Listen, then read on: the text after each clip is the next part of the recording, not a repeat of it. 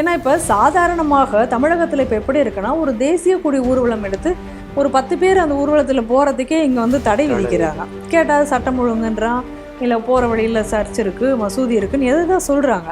ஆனால் அப்படிப்பட்ட இருக்க சூழ்நிலை இந்த மாதிரி வந்து இத்தனை லட்சம் பேர், கிட்டத்தட்ட 5 லட்சம் பேர் அப்படின்னு சொல்கிறாங்க. அப்படிப்பட்ட அவ்வளோ பெரிய நம்பர்ஸ் எப்படி அனுமதி கொடுத்தாங்க? அதுவுமே இந்த கூட்டம் எப்படி அப்படின்னு பார்த்தீங்கன்னா, ஒரு தலைவனுக்கு கட்டுப்படாத ஒரு கூட்டம், அந்த தலைவனையே நசுக்கி கொல்ல பார்க்கிற ஒரு கூட்டம் சொல்ல போனால். அப்படிப்பட்ட ஒரு கூட்டத்துக்கு எப்படி இப்படி ஒரு அனுமதியை கொடுத்தார்கள் என்பது தான் மிகப்பெரிய ஒரு கேள்விக்குறியாக இருக்கிறது. அப்போ இந்த மாதிரியான ஒரு கூட்டம் ஆட்சிக்கு வந்தால் எப்படி இருக்கும்னு பாருங்கள். பக்கத்தில் இருக்கிற பள்ளிக்கூடத்தில் பக்கத்தில் இருக்கிற பெட்டி கடைகள் எல்லாமே கிடைக்குது. இது வந்து எல்லாருக்குமே தெரிஞ்ச ஒரு விஷயம்தான். இது ஒன்றும் புதுசாக வந்து ஒரு பெரிய ஆராய்ச்சியெல்லாம் பண்ணி எங்கேருந்து போதை கிடைக்குது, ஐயோ எப்படி, அதெல்லாம் ஒன்றுமே இல்லை. ரொம்ப வெரி சிம்பிள், பக்கத்து கடையிலே கிடைக்குது. ஸ்கூலுக்கு பக்கத்தில் இருக்கிற எல்லா கடைகளையும் கொஞ்ச நாளைக்கு ரெய்டு பண்ணாங்கனாலே கண்டுபிடிச்சிடலாம் இந்த கடைகள்லாம் இருக்குது அப்படின்ட்டு. ஆனால் என்ன ஒரு பியூட்டினா, எப்படி வந்து திமுக ஆட்சியில் வந்து நாங்கள் ஏதோ போதையை ஒழித்து விடுவோம், நான் சர்வாதிகாரியாக மாறுவேன் அப்படின்னு ஸ்டாலின் சொல்லிட்டு இருந்தாரோ, அதே போல் இப்போ விஜய் அரசுலேயும் நம்ம ஜோசப் விஜய் அன்றைக்கி என்ன பண்ணார்னா, ஒரு மாரத்தான் மாதிரிலாம் வச்சார். அதில் கூட நிறைய பேரை வந்து ஓட விடலை, நிறைய பேர் ஏமாற்றத்தோடு போனாங்கன்ற செய்தியெல்லாம் நம்ம பார்க்குறோம். அப்போ அன்றைக்கி ஒரு நாளோட அந்த சீன் முடிஞ்சு போச்சா? இப்போ திமுக ஆட்சியில் நாங்கள் சிறுபான்மையினருக்கான ஆட்சி அப்படின்னு சொன்னாங்க, அப்படிங்கிறதோடு நிறுத்திட்டு இருந்தாங்க. இப்போ தாவேக ஆட்சி வந்ததுக்கப்புறம் எல்லாமே கிறிஸ்தவமயமாகி கொண்டிருக்கிறது. சட்டசபை உட்பட எல்லாமே கிறிஸ்தவமயம்தான், எல்லாமே கிறிஸ்தவமயம்தான். ஏன்னா சட்டசபையிலேயே அவர் வந்து பைபிளோட தான் தொடங்குறாரு. அப்புறம் மத போதகர்கள் மாநாட்டில் போய் கலந்துக்கிறாங்க, இது கிறிஸ்தவ ஆட்சின்னு சொல்லிக்கிறாங்க. அவர் வந்து மரியம் வில்சன் தமிழ் எனக்கு தேவையில்லை, எனக்கு பைபிள் மொழி கிறிஸ்து அப்படின்றாரு அவர். அப்போ அதை கண்டிக்க மாட்டுறாரு விஜய்.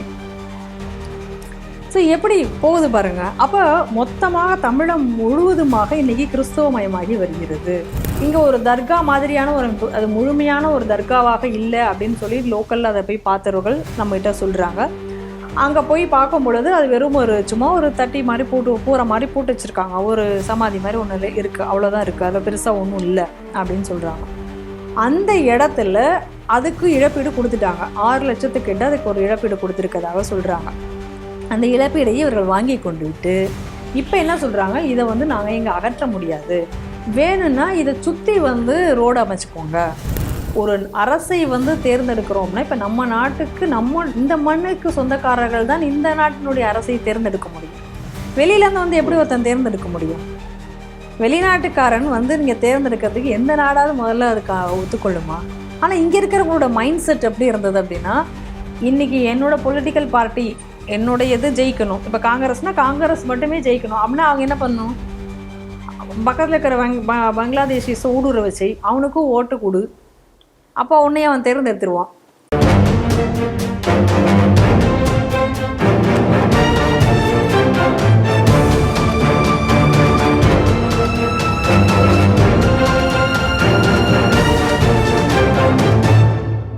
தேசபக்த ஸ்ரீ டிவி நேயர்களுக்கு வணக்கம். இன்று சிந்திக்க இருக்கக்கூடிய செய்திகள் குறித்து முதலில் பார்க்கலாம். விசிக ஒரு நாள் ஆளும் கட்சியாக வரும், உளுந்தூர்பேட்டை பிறந்த நாள் மாநாட்டில் திருமா சூளுரை. தமிழக நகர கிராம பள்ளிகளில் போதை மாத்திரை ஊடுருவல், மாணிக்கம் தாகூர், சிபிஐ வீரபாண்டியன், திருமாவளவன் குற்றச்சாட்டு. தாவேக ஆட்சிக்கு வந்து 100 நாள் சாதனையா, தொடரும் வேதனையா? செங்கல்பட்டு மாநிலம் செய்யூர் பகுதியில் சாலை விரிவாக்க பணி, கோயில் இடிப்பு, தர்காவுக்கு பாதிப்பில்லை, தொடரும் ஓர வஞ்சனை. இந்திய தேர்தல் ஆணையர் கேட்ட கேள்வி, அமெரிக்க அதிபர் ட்ரம்ப் செய்ய போகும் தேர்தல் சீர்திருத்த நடவடிக்கை. ஸ்ரீ டிவியின் உண்மை நின்றிட வேண்டும் என்ற உரத்த சிந்தையோடு நான் உங்கள் பாஸ்கரன். இன்றைய செய்திகள் குறித்து நம்மோடு விவாதிக்க அரங்கத்தில் இணைந்திருப்பவர் திருமதி பிரியா வெங்கடாத்திரி அவர்களை ஸ்ரீ டிவி நேயர்கள் சார்பாக இணைந்தே வரவேற்கிறேன். வணக்கம் மேடம். வணக்கம் பாஸ்கர். முதல் செய்தி, உளுந்தூர்பேட்டையில விசிகாவின் மாநாடு நடைபெற்றிருக்கிறது. கட்சியின் நிறுவன தலைவர் திருமாவளவனுடைய பிறந்த நாள் கொண்டாட்டம். அதில் கட்டுக்கடங்காத கூட்டத்தில் தொண்டர்களுக்கிடையே அவர் பேசும்போது, நாங்கள் எங்களுடைய அரசியல் பயணம் இனிமே தாவேகாவோடு தொடரும் அப்படின்னு பேசியிருக்காரு. செய்தி எப்படி பார்க்குறீங்க? அவர் அதோட நிறுத்தல. அதுக்கப்புறம் என்ன சொல்லியிருக்காருன்னா, இன்னும் கொஞ்ச நாள்ல வந்து தமிழகத்துல விசிகாவினுடைய ஆட்சியை கூட அமரலாம் அப்படிங்கிற மாரி அவர் வந்து பேசியிருக்கார் தொடர்ச்சியாக. இந்த செய்தியை பொறுத்தவரைக்கும் நம்ம வந்து அதுல 2 விஷயமாக அதுல வந்து பார்க்கணும். ஒண்ணு, அதே கூட்டத்துல வந்து ஒரு 125 தீர்மானங்களோ, 128 தீர்மானங்களோ ஏதோ அந்த கூட்டத்துல நிறைவேற்றிருக்காங்க. நிறைவேற்றியிருக்கிறார்கள். அந்த தீர்மானங்கள் குறித்து ஒரு சில கருத்துக்களை நம்ம பார்க்க வேண்டியிருக்கு. அதேபோல இந்த மாநாடு குறித்து அவர் வந்து ஒரு ஒரு சில பிரஸ் மீட்டுக்கு மாரி ஒரு கருத்துக்களை வந்து வெளியிட்டிருக்காரு. எதற்காக இந்த மாநாடு? என்ன இதில்ல? அப்படிங்கிற மாரி. அது குறித்து நம்ம விவாதிக்க இருக்கோம். அதே நேரத்துல இந்த மாநாடுல நடந்த அரங்கேறிய கூத்துக்கள். சரி 2யும் நம்ம வந்து இதுல பார்க்க வேண்டியிருக்கு. உண்மையிலேயே திருமாவ நினைச்சு எனக்கு பரிதாபமாக இருந்தது. அந்த பாவம் பிறந்த நாள் கொண்டாட்டத்துக்கு வந்துட்டு அதுவே அவருடைய இறந்த நாளாக ஆயிடுமோன்ற பயம் நமக்கு ஏற்பட்டுச்சு. அவருக்காக பிரார்த்தனை பண்ணணும் அப்படிங்கிற நிலைக்கெல்லாம் நம்ம தள்ளப்பட்டோம். ஏன்னா அந்த அளவுக்கு அந்த காணொளிகள் எல்லாம் நேயர்கள் பார்த்தாங்களான்னு தெரியாது. அதனால சில குறிப்புகளை மட்டும் சொல்றேன். அவர் வந்து ஒரு ரேம்ப்ல வந்து ஏறுறாரு. அவர் கையில வந்து ஒரு தீப்பந்தம் மாதிரி கொடுத்துருக்காங்க. அதை ஒரு பிறந்த நாள் தீபம் அப்படின்னு சொல்லி ஏதோ ஒன்று அவர் எடுத்துட்டு போறாரு. அப்படி அவர் எடுத்துட்டு போகும்போது பாத்தீங்கன்னா பின்னாடி வந்து அந்த இவருடைய சிறுத்தைகள், அது அப்படியே இளஞ்சிறுத்தைகள் கூட்டம் வந்து அவர் அப்படியே தள்ளுது. இவர் எல்லாரையும் வெளில போக தள்ளு அப்படின்னு ஒரு சொல்றாரு. ஆனாலும் முடியல, அதுக்கு மேல தள்ளிட்டே போறாங்க. இவங்க எல்லாம் தூக்கி போடுறதுக்கு பவுன்சர்கள் வராங்க. அந்த பவுன்சர்களும் பாத்தீங்கன்னா குடுகுடுன்னு ஓடி போய் ஒரு 10 பவுன்சர்கள் மேல அந்த இடத்துக்கு வராங்க. ஏன்டா இத்தனை பேர் வரீங்கன்னு அவன் திருமாவும் பொறுமையிலேருந்து கத்துறாரு. அதுக்கப்புறம் ஒரு வழியா அவர் அதை முடிச்சு அந்த ஸ்டேஜுக்கு போறாரு. அந்த ஸ்டேஜுக்கு போனா ஸ்டேஜில் அவரால் நின்று பேச முடியல. சுத்தி இவங்க எல்லாரும் கூட்டம் அப்படியே அவரை போட்டு நெரிச்சு வளைச்சி ஒரு கட்டத்துல அவர் வந்து சஃபகேட் ஆகி, அதுக்கப்புறம் அவருக்கு வந்து தண்ணி எல்லாம் கொடுத்து ஃபேன் எல்லாம், அதுக்கு கூட அடிதடி பண்றாங்க. நான் தான் என் தலைவனை காப்பாற்றுவேன் அப்படின்னு சொல்லி இந்த கூட்டங்கள் வந்த அந்த கூத்துக்களை எல்லாம் பார்க்கும் பொழுது உண்மையிலேயே அவருடைய நிலை என்பது பரிதாபகரமாகத்தான் இருந்தது. இத்தனைக்கும் பள்ளி கல்லூரி விடுமுறை வேற விட்டுருக்காங்க. ஆமா, இப்ப புரியுதா? நம்ம வந்து பள்ளி கல்லூரியை வந்து விடுமுறை விட்டதுக்கு நம்ம எல்லாருமே கண்டனம் தெரிவிச்சோம். எப்படி ஒரு பள்ளி கல்லூரி நிகழ்வா வந்து நீங்க வந்து ஒரு அரசியல் நிகழ்வுக்காக இப்பதான் புரியுது ஏன்டா அவங்க வந்து விட்டாங்கன்னு. இந்த கூட்டத்துக்கு வந்து கிட்டத்தட்ட 2000 போலீஸை வந்து அவங்க போட்டிருக்காங்க. இருந்தும் கூட இது எதையுமே உங்களால கட்டுப்படுத்த முடியல. அப்போ ஒரு விஷயம் யோசிச்சு பாருங்க. ஒரு பாடகர் KK அப்படின்னு சொல்லி ஒரு பாடகர், அவர் இதே போல ஒரு நிகழ்ச்சி நடக்குது. அந்த நிகழ்ச்சி நடக்கும்போது இங்கே இல்லை, அது வடநாட்டில், அந்த ஒரு நிகழ்ச்சி நடக்கும் பொழுது அவர் ஆடிட்டோரியத்துக்குள்ளே வர்றாங்க. அப்போ நிறைய பேர் அவருடைய ரசிகர்கள் வந்து அந்த ஆடிட்டோரியத்தில் ஒரு கணக்கு வழக்கு இல்லாமல் கூட்டத்தில் அனுப்பிச்சிடுறாங்க. ஒரு இவ்வளோ குறிப்பிட்ட நம்பர்னு இல்லாமல் அதை பற்றி எதுவும் கோலப்படாமல் அந்த ஆடிட்டோரியத்துக்குள்ளே ஏற்றிடுறாங்க. உள்ளே அவர் வந்தோடனே பயங்கரமாக சஃபகேட் ஆகி அந்த சஃபகேஷனில் அவர் செத்தே போயிடுறாரு. ஆனால் அவருடைய பாடியை வெளியில் எடுத்துகிட்டு வர முடியாத அளவுக்கு, ஒரு முதலுதவி கொடுத்து அவரை வெளியில எடுத்துட்டு வர முடியாத அளவுக்கு மாட்டி போய் அந்த ஒரு மாதிரியான அசம்பாவிதம் நடந்திருக்கு. அந்த மாதிரி ஒரு சம்பவம் இங்க நடந்திருந்தா எப்படி இருக்கும்னு யோசிச்சு பாருங்க. அப்படி ஒரு சம்பவம் நடந்திருந்து அதை வைத்து இவர்கள் எல்லாம் அங்கே ஒரு மிகப்பெரிய கலவரம் என்பது ஒன்று வந்திருந்தால் இதெல்லாம் யார் பொறுப்பாவார்கள்? எப்படி இப்படிப்பட்ட ஒரு கூட்டத்துக்கு இவர்கள் அனுமதி கொடுத்தார்கள் அப்படிங்கிறது முதல்ல ஒரு கேள்விக்குறியாக இருக்கு. ஏன்னா இப்ப சாதாரணமாக தமிழகத்துல இப்ப எப்படி இருக்குன்னா, ஒரு தேசிய கொடி ஊர்வலம் எடுத்து ஒரு 10 பேர் அந்த ஊர்வலத்துல போறதுக்கே இங்க வந்து தடை விதிக்கிறாங்க. கேட்டா சட்டம் ஒழுங்குன்றான், இல்ல போற வழியில சர்ச் இருக்கு, மசூதி இருக்குன்னு எதுதான் சொல்றாங்க. ஆனா அப்படிப்பட்ட இருக்க சொல்ல இந்த மாதிரி வந்து இத்தனை லட்சம் பேர், கிட்டத்தட்ட 5 லட்சம் பேர் அப்படின்னு சொல்றாங்க. அப்படிப்பட்ட அவ்வளோ பெரிய நம்பர்ஸ் எப்படி அனுமதி கொடுத்தாங்க? அதுவுமே இந்த கூட்டம் எப்படி அப்படின்னு பாத்தீங்கன்னா, ஒரு தலைவனுக்கு கட்டுப்படாத ஒரு கூட்டம், அந்த தலைவனையே நசுக்கி கொல்ல பார்க்கிற ஒரு கூட்டம் சொல்ல போனா. அப்படிப்பட்ட ஒரு கூட்டத்துக்கு எப்படி இப்படி ஒரு அனுமதியை கொடுத்தார்கள் என்பதுதான் மிகப்பெரிய ஒரு கேள்விக்குறியாக இருக்கிறது. அப்ப இந்த மாதிரியான ஒரு கூட்டம் ஆட்சிக்கு வந்தால் எப்படி இருக்கும்னு பாருங்க. ஆட்சிக்கு வரும்னு சொல்லியிருக்காரு. அப்படி வந்தா நிலைமை, தமிழகத்தினுடைய நிலைமை என்னவாக இருக்கும்? இன்னைக்கு வந்து ஒரு கூட்டணி ஆட்சியில் இருக்கும் பொழுது இன்னைக்கு பல இடங்கள்ல பார்க்கிறோம் இவர்களுடைய அடாவடித்தனம், ரவுடித்தனமும் எப்படி இருக்கிறதுன்ட்டு. போன ஆட்சியிலையும் கூட நான் பார்த்தேன். ஏன்னா போன ஆட்சியிலையும் அவர் அவங்களோட கூட்டணியில் இருந்தார். அப்போ கூட போலீஸ்காரர்கள்லாம் அவர்களை வந்து அடக்குவதற்கே பயந்து வேடிக்கை பார்த்துக்கலாம். ஏன்னா போலீஸ்காரர்களே இவங்க அடிச்சு தூக்கி போட்டுருவாங்கன்னு நிலைமை தான் இருந்தது. அப்படிப்பட்ட ஒரு கூட்டத்தை இன்னைக்கு திருமா வந்து உருவாக்கி வைத்திருக்கிறார் என்றே நம்ம சொல்லலாம். அவருக்கே அடங்கமறு அத்துமீறுன்னு அவருக்கே நடக்க ஆரம்பிச்சிருச்சு. அடங்கமறு அத்துமீறுலாம் சொல்லி அவருக்கே நாங்க இனி அடங்க போறது இல்லைங்கிற சூழ்நிலை தான் இன்னைக்கு இருக்கிறது.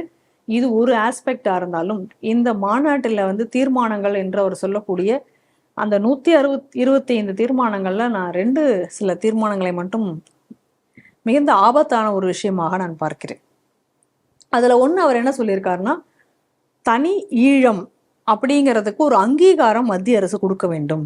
எங்க இலங்கையில் இருக்கக்கூடிய ஒரு விஷயத்துக்கு அவர் இங்க வந்து தீர்மானம் போடுறார், மத்திய அரசு அதுக்கு அங்கீகாரம் கொடுக்கணுமா, அங்க ஒரு அரசு அதை கன்சிடர் பண்ண வைக்கணும் அப்படின்னு ஒண்ணு சொல்றார். ஏற்கனவே இந்த தனி ஈழம் கோரிக்கை என்பது எப்பேற்பட்ட ஒரு ஏன்னா எந்த ஒரு தேசத்துக்குமே அந்த நாட்டை ரெண்டாக பிரிக்கணும் அப்படின்னு சொல்றது தேச விரோதம் தானே. அப்ப அந்த நாட்டினுடைய விஷயத்த நாம இங்க வந்து பேசுறோம் அப்படின்னா அது ஒரு பிரிவினைக்கான விஷயம் தானே. ஏற்கனவே இந்த மாதிரியான தனி ஈழம் அப்படிங்கக்கூடிய அந்த கோஷம் என்பது இங்கே நம்ம வந்து அது வந்து சட்டவிரோதம். அதனாலதான் எல்டிடியை வந்து இங்க பேன் பண்ணியே வைத்திருக்கிறார்கள். இந்த நிலையில இவங்க இதை பத்தி பேசியிருக்காங்க. ஏற்கனவே நம்ம பார்த்தோம், வைகோ சொல்லும் பொழுது வன்னிய அரசு வந்து அமைச்சரவையில பொறுப்பேற்ற உடனேவே என்ன சொன்னாங்க, தனி அதாவது ஈழத்தின் அமைச்சராக இந்த இவர் வந்து பிரதிநிதி, ஈழத்தின் பிரதிநிதியாக இந்த அமைச்சர் இருக்கிறாருங்கிற அவருடைய வாழ்த்து செய்தியில போட்டிருக்கிறதாக வன்னிய அரசு அதை பெருமையாக போட்டுக்கொண்டார். அப்பவே சொன்னோம் இது வந்து ஒரு பிரிவினைக்கான ஒரு விதையாக இது அனைத்தும் தெரிகிறது அப்படின்ட்டு. இப்ப திருமா பேசுவதும் இதைதான்.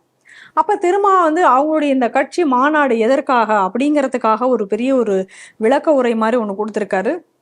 அதுல அவர் என்ன எழுதியிருக்காருங்கிறத நான் அப்படியே இங்க வாசிக்கிறேன். தமிழீழமே தீர்வு என தமிழீழ தேசியம் வலியுறுத்தியதை போல், நல்லா பாத்துக்கணும், தனித்தமிழ்நாடு தான் தமிழினத்தின் மீட்சிக்கான தேர்வு அப்படின்னு தமிழரசன் சொன்னாரு அப்படிங்கிறத கோட் பண்ணி, இதுதான் வந்து உண்மையான தமிழ் தேசிய அரசியல் அப்படின்னு முடிக்கிறார். முடிச்சுட்டு அதுக்கு அப்புறம் என்னன்னா, இதை மட்டுமே சொல்லி அப்படியே முடிச்சிட்டோம்னா இது பிரிவினை அரசியல், இந்த நாட்டை பிரிப்பதற்காக இவர் பேசுகிறார்னு சொல்லி இவர் மேல வழக்கு பாய்ந்துட்டால் என்ன பண்றதுங்கிறதுக்காக ஒரு சேஃப் கார்டா அடுத்த விஷயத்த ஒண்ணு சொல்றாரு. இந்திய தேசிய எல்லைக்குள் ஒரு தேசிய இனத்திற்கான தன்னுரிமை என்னும் சுய நிர்ணய உரிமை, தன்னாட்சி அதிகாரம், இதெல்லாம் இவங்க ஏற்கனவே சொல்லிக்கிட்டு இருக்கிறது சோ அப்படி சொல்லி ஆகியவற்றை நாங்கள் முன்வைக்கிறோம். இதை வந்து ஜனநாயகத்துக்கு உட்பட்டு நாங்கள் வந்து இதை அதுவும் இந்திய அரசியலமைப்பு சட்டத்துக்கு உட்பட்டும் இதை நாங்கள் போராடி பெறுவோம். ஆனா இவங்களுடைய நிலைப்பாடு என்பது ஒரு பிரிவினைவாத அரசியல் ஒரு நிலைப்பாடு. தனியாட்சி தன்னாட்சி அப்படிங்கிறது ஒரு தனி பிரிவினைவாத நிலைப்பாடு தான் இவர்கள் மனதில் இருக்கிறது. அதே போல இலங்கையை பற்றி இவர் பேசுகிறார். இது எல்லாத்தையும் வைத்து பார்க்கும்போது வன்னிய அரசு இது மொத்தத்தையும் வைத்து பார்க்கும் பொழுது இன்னைக்கு வந்து இந்த நாட்டை பிரிக்கக்கூடிய ஒரு பிரிவினைவாத சக்தியாக இன்னைக்கு விசிகா உருவெடுத்திருக்கிறதுங்க பாக்குறோம். ஏற்கனவே பார்த்தோம்னா அந்த இலங்கையிலிருந்து எம்பி அர்ஜுனன் ராமநாதன் வந்து இதே விடுதலை சிறுத்தைகள் மாநாட்டில் பேசும் பொழுது எல்டிடிக்கு இன்னைக்கு வந்து அதாவது பிரபாகருக்கு பதிலாக இன்னைக்கு வந்து அதை வழிநடத்துவர்கள் கூட இவர்களாகத்தான் இருப்பார்கள் அப்படிங்கக்கூடிய, அதாவது அவர்களுடைய இடத்துல நாங்க இவரை வச்சு பாக்குறோம் அப்படிங்கிற மாதிரிதான் அன்னைக்கு அவர் பேசியதை பார்க்கிறோம். இத்தனைக்கும் அவர் வந்து இங்கே வந்திருந்தது வந்து எந்த விசால வந்திருந்தாரு, அவர் அங்க இருந்து எம்பி விசால அங்க அந்த ஒரு அரசாங்க ரீதியான ஒரு விசால இங்க வந்துட்டு இப்படி வந்து அவர் அரசியல் பேசிவிட்டு இங்கே சென்றார். அவருக்கு இதுவரைக்கும் விஜய் அரசு எந்த நடவடிக்கையும் எடுக்கவில்லை என்பதையெல்லாம் நம்ம ஏற்கனவே நம்ம இங்க பார்த்திருந்தோம். இன்னும் சொல்லப்போனா அங்கிருந்து வரக்கூடிய இலங்கை எம்பிக்கள் இங்கே வந்து இவர்கள் அனைவரையும் சந்தித்து விட்டு போவதும் பேசிவிட்டு போவதும் இதெல்லாம் நம்ம ஏற்கனவே நம்ம ஸ்ரீ டிவியில இதெல்லாம் பாயிண்ட் அவுட் பண்ணி சொல்லியிருந்தோம். அப்ப மீண்டும் இதே போல இவர்கள் பேசுகிறார்கள். இன்னைக்கு திரும்பவே இதை பத்தி அந்த கட்சியினுடைய தலைவர் அதிகாரப்பூர்வமாக அவங்களுடைய கட்சியினுடைய விஷயத்திலேயே தீர்மானத்திலேயே அவர்கள் இதை சொல்லுகிறார்கள் அப்படின்னு சொன்னா இனியும் வந்து இந்த திருமாவை வந்து விட்டு வைக்கலாமா, அவர் கைது செய்யப்பட வேண்டும். இதற்கு விஜய் என்ன சொல்ல போகிறாருன்னு தெரியுது. ஏன்னா இன்னைக்கு வந்து அவர் இந்த மாதிரியான முக்கியமான எந்த விஷயத்திலையும் அவர் வந்து இதற்கு எந்த மறுப்பும் தெரிவிப்பதில்லை, இல்லை எந்த கண்டனமும் தெரிவிப்பதில்லை. தொடர்ந்து நாம் இங்கே பார்த்து வருகிறோம். அதனால இன்னைக்கு வந்து இந்த மாதிரியான ஒரு அரசியலை வந்து இன்னைக்கு முன்னெடுக்கிறார்கள். இன்னைக்கு தமிழகம் வந்து நம்ம தொடர்ச்சியாக நம்ம சொல்லிட்டு இருக்கோம், பிரிவினைவாதத்தின் பக்கம் இன்னைக்கு மெல்ல மெல்ல சென்று கொண்டிருக்கிறது. அதனுடைய கூட்டணி கட்சிகள் அதை மெல்ல அதனை நோக்கி இழுத்து கொண்டு செல்கிறது என்பதை நாம் பார்த்து கொண்டிருக்கிறோம். அதனால இந்த மாதிரியான ஒரு கருத்தை தெரிவித்ததற்காக திமுக திருமா கைது செய்யப்பட வேண்டும் என்பதே நம்மளுடைய பார்வையாக இருக்கிறது. அது மட்டும் இல்லாம இவ்வளோ பெரிய ஒரு கலவரமே நடக்கக்கூடிய ஒரு சூழல் ஏற்பட்டதுனால அதற்காகவும் எப்படி இப்படி நடக்கலாம்ங்கிற வந்து ஒரு விளக்கம் என்பதையாவது கேட்க வேண்டும். குறைஞ்சபட்சம் அவர்கள் மேல என்ன நடவடிக்கை அந்த விசிகா கட்சியினர் மீது அப்படிங்கிறத பார்க்கணும். ஏன்னா இன்னைக்கு அந்த இடத்துல ஒரு மிகப்பெரிய ஒரு கலவரம் என்பது நடந்திருந்தால் என்ன மாதிரியான ஒரு சூழ்நிலை உருவாகி இருக்கும், ஏதோ ஒரு அசம்பாவிதம் நடந்திருந்தால் எப்படி இருந்திருக்கும். குறிப்பிட்ட மக்களுக்கான தலைவர், அவருக்கு பாதுகாப்பு தர வேண்டியது அரசின் கடமை கூட. அப்ப இவ்வளவு பேர் இருந்தும் அதையும் மீறி இவ்வளவு சம்பவங்கள் நடக்கிறது அப்படின்னா இதை கண்காணிக்க தவறிய காவல்துறைக்கு தவறி இருக்கிறார்கள் என்றுதான் சொல்ல வேண்டும். அதனால உடனடியாக இது மாதிரி நடவடிக்கை எடுக்க வேண்டும். திருமா மீது கண்டிப்பாக நடவடிக்கை என்பது மத்திய அரசு எடுக்கணும். ஏன்னா இது எல்லாத்தையும் மத்திய அரசு வந்து நிச்சயமாக பார்க்கணும். ஏன்னா இது அத்தனையுமே ஒரு மத்திய அரசுக்கு எதிராக தான் சொல்லியிருக்காரு. அவருக்கு சொல்லியிருக்க கோரிக்கைகள் அனைத்துமே நீங்க பாத்தீங்க அப்படின்னு சொன்னா எல்லாமே பிரிவினைக்கான ஒரு கோரிக்கையாகத்தான் இருக்கிறது. ஆங்கிலம் மொழிதான் ஆட்சி மொழியாக வேண்டும். அதுக்கப்புறம் வந்து அணுமின் சக்தி அது வந்து மாநிலத்தினுடைய கன்சர்ன் இருக்கணும். அதுக்கு மாநிலம் தான் அது முடிவு செய்யற மாதிரி இருக்கணும். மாநிலம் அது வந்து ஓகே பண்ணாதான் அதை வைக்கிற மாதிரி இருக்கணும். இந்த மாதிரி பல விஷயங்களை நம்ம வந்து பார்க்கும் பொழுது எல்லாமே வந்து அவர் குறிப்பிடக்கூடிய அனைத்துமே வந்து ஒரு பிரிவினைவாதத்தின் பக்கம் தான் நிற்கிறது என்பதை நம்மளால தெளிவாக அந்த அறிக்கையை படிக்கும் பொழுது புரிந்து கொள்ள முடிகிறது. அதனால திருமா மீது நடவடிக்கை என்பது ஒன்று எடுக்கப்பட வேண்டும் மத்திய அரசு என்பதே நம் கோரிக்கையாக இருக்கிறது. கல்லூரி பள்ளிகளிலேயே போதை பழக்கம் அதிகமாக இருக்கு அப்படின்னு சொல்லிட்டு டிடிவி தினகரன் ஆகட்டும் அல்லது தாவேகாவில் கூட்டணியில் இருக்கக்கூடிய திருமாவளவன் ஆகட்டும், காங்கிரஸ் மாநில தலைவர் மாணிக்கம் தாகூர் ஆகட்டும், எல்லாரும் ஒருமித்த குரலில் சொல்லக்கூடிய ஒரே குற்றச்சாட்டாக இருப்பது போதை பழக்கம் அதிகமாயிடுச்சு, அதுவும் பள்ளி கல்லூரிகளில் அதிகமாக இருக்கு, இதை வந்து அரசு கட்டுப்படுத்தணும் அப்படின்னு ஸ்ட்ராங்கா அதை வந்து எதிர்க்கிறாங்க. இந்த செய்தி நீங்க எப்படி பார்க்குறீங்க? இந்த போதை பழக்கம் என்பது என்னமோ இன்னைக்கு விஜய் அரசு வந்ததுக்கு அப்புறம் இந்த போதை பழக்கம் என்பது வரவில்லை என்பது நம்ம தமிழகத்துல எல்லாருமே அறிவோம். ஏற்கனவே திமுக அரசு இருக்கும் பொழுதே இந்த போதை என்பது இன்னைக்கு தமிழகத்தையே தள்ளாட வைத்துக் கொண்டிருக்கிறது என்று நம்ம பலமுறை நம்ம பேசியிருக்கோம். பல செய்திகளை நம்ம தொடர்ச்சியாக போதையினால் ஏற்பட்டதை எல்லாமே பார்த்திருக்கோம். இன்னைக்கு ரொம்ப சர்வசாதாரணமா நம்ம பார்க்கிறோம். மாணவிகளே கூட இன்னைக்கு வந்து ஒரு வகுப்பறையிலேயே வந்து மது அருந்தக்கூடிய காட்சிகளை எல்லாம் நம்ம பார்க்கிறோம். இன்னும் சொல்ல போனா இந்த போதை அப்படிங்கிறது ஏதோ வந்து வெளியில இருந்தெல்லாம் எங்க இருந்தோலாம் வந்து கஷ்டப்பட்டு கிடைக்கிறதெல்லாம் கிடையாது. அவங்களுடைய பள்ளிக்கூடத்திலேயே கிடைக்குது. பக்கத்துல இருக்கிற பக்கத்துல இருக்கிற பெட்டி கடைகள் எல்லாமே கிடைக்குது. இது வந்து எல்லாருக்குமே தெரிஞ்ச ஒரு விஷயம்தான். இது ஒன்றும் புதுசா வந்து ஒரு பெரிய ஆராய்ச்சி எல்லாம் பண்ணி எங்க இருந்து போதை கிடைக்குது, ஐயோ எப்படி, அதெல்லாம் ஒண்ணுமே இல்லை. ரொம்ப வெரி சிம்பிள், பக்கத்து கடையிலே கிடைக்குது. ஸ்கூலுக்கு பக்கத்துல இருக்கிற எல்லா கடைகளையும் கொஞ்ச நாளைக்கு ரெய்டு பண்ணாங்கனாலே கண்டுபிடிச்சிடலாம் இந்த கடைகள்லாம் இருக்கு அப்படின்ட்டு. ஆனா என்ன ஒரு பியூட்டினா, எப்படி வந்து திமுக ஆட்சியில வந்து நாங்கள் இதோ போதையை ஒழித்து விடுவோம், நான் சர்வாதிகாரியாக மாறுவேன் அப்படின்னு ஸ்டாலின் சொல்லிட்டு இருந்தாரோ, அதே போல இப்ப விஜய் அரசுலயும் நம்ம ஜோசப் விஜய் அன்னைக்கு என்ன பண்ணாருன்னா ஒரு மாரத்தான் மாதிரி எல்லாம் வச்சாரு. அதுல கூட நிறைய பேரை வந்து ஓட விடல, நிறைய பேர் ஏமாற்றத்தோட போனாங்கன்ற செய்தியெல்லாம் நம்ம பாக்குறோம். அப்போ அன்னைக்கு ஒரு நாளோட அந்த சீன் முடிஞ்சு போச்சா இதான் நம்ம கேட்கிறோம். ஏன்னா இந்த அரசுல பாத்தீங்க அப்படின்னா இந்த அமைச்சரவையில் இருக்கக்கூடிய எல்லாருங்களுமே என்ன அப்படின்னா ஒரு கேமராவோட அலைஞ்சிட்டு இருக்காங்கன்னு கூட சொல்றாங்க. கேட்டா போற இடத்துல எல்லாம் ஒரு ரீல்ஸ் எடுத்து போடணும், அதனால எல்லாருமே ஒரு கேமராமேனோட அலைஞ்சிட்டு இருக்காங்க. நீ கேமராமேனுக்கு தான் இப்ப தமிழகத்துல அதிக கிராக்கி இருக்கு அப்படின்ற மாதிரியான செய்திகள்லாம் பாக்குறோம் நம்ம. அந்த மாதிரி அந்த ஒரு நாளைக்கோசரம் ஒரு கூத்து நடத்தினாரு, அதோட அது முடிஞ்சு போச்சு. ஆனா திட்டமிட்ட ஒரு கடுமையான ஒரு நடவடிக்கை என்பது ஏதாவது எடுத்திருக்கிறார்களா இந்த போதை விஷயத்துல அப்படின்னா கண்ணுக்கு தெரிஞ்சு எதுவும் இருக்க மாதிரி நமக்கு தெரியல.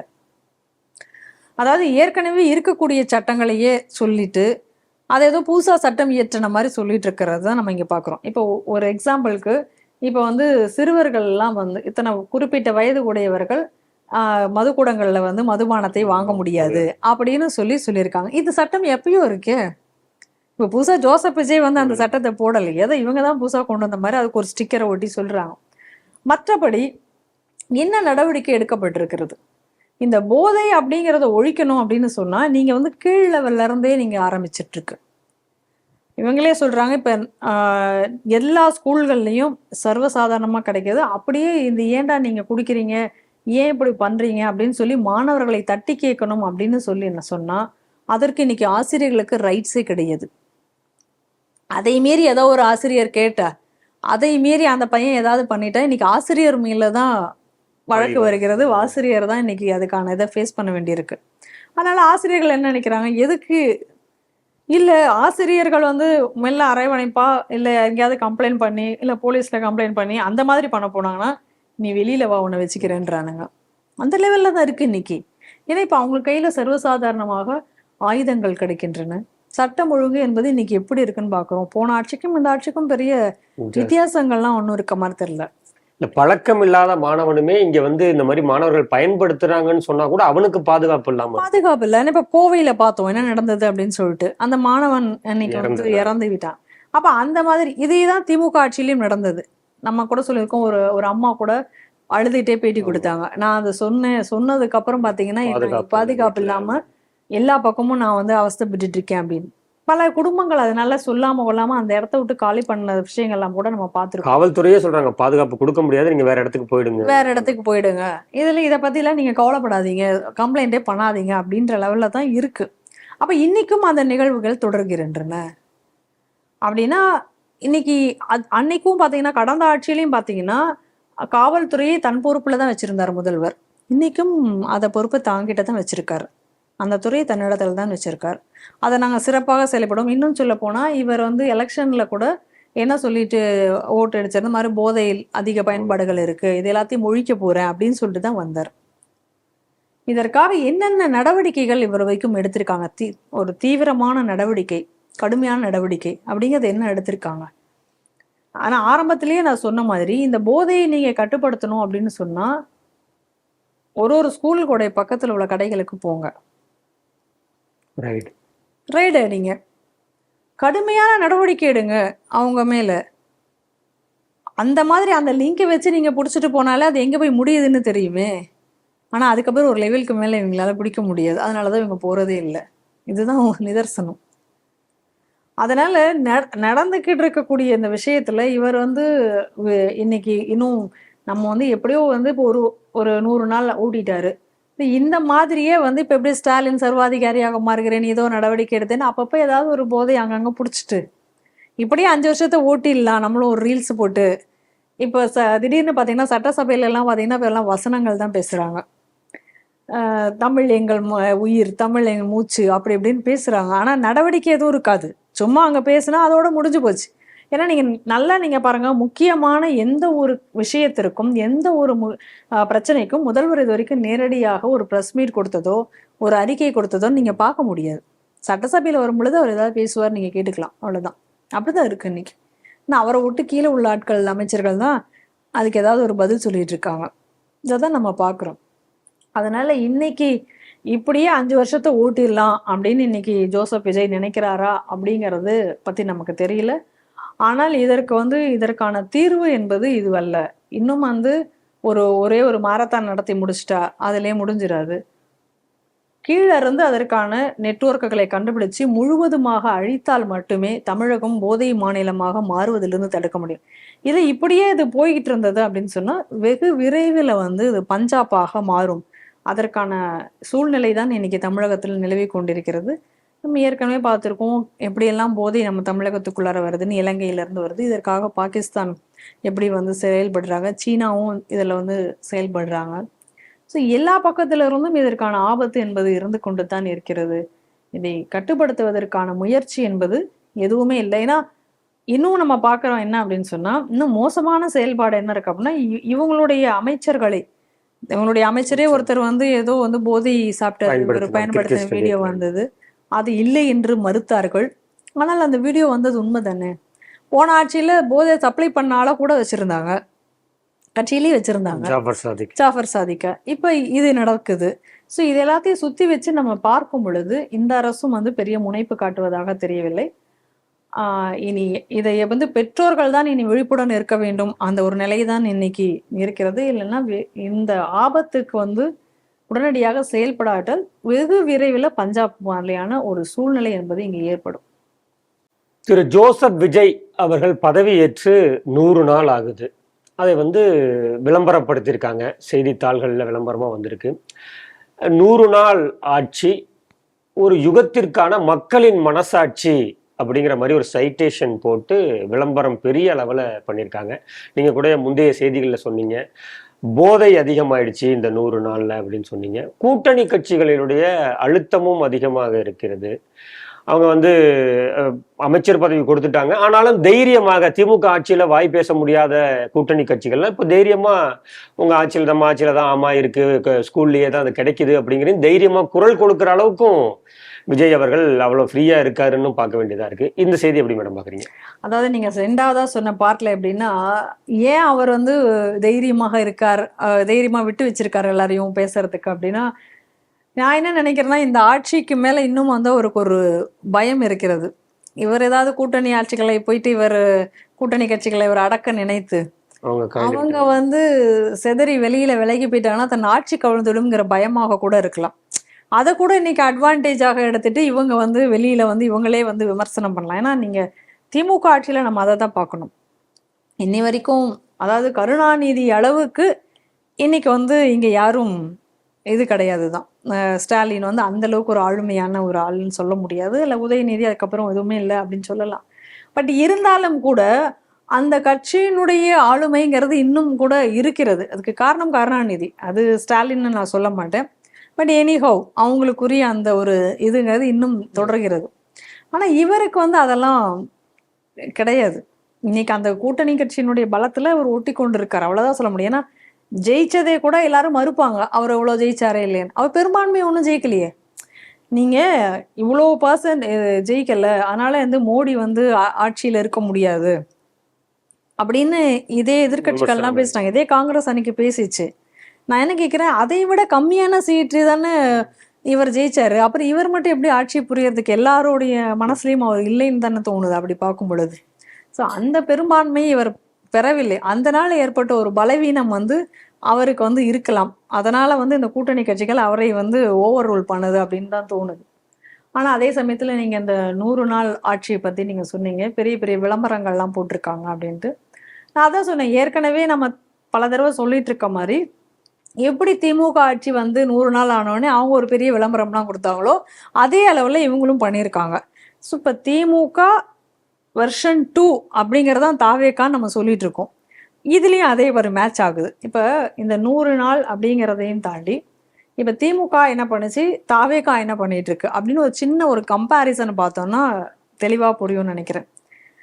இப்போ திமுக ஆட்சியில் நாங்கள் சிறுபான்மையினருக்கான ஆட்சி அப்படின்னு சொன்னாங்க, அப்படிங்கிறதோட நிறுத்திட்டு இருந்தாங்க.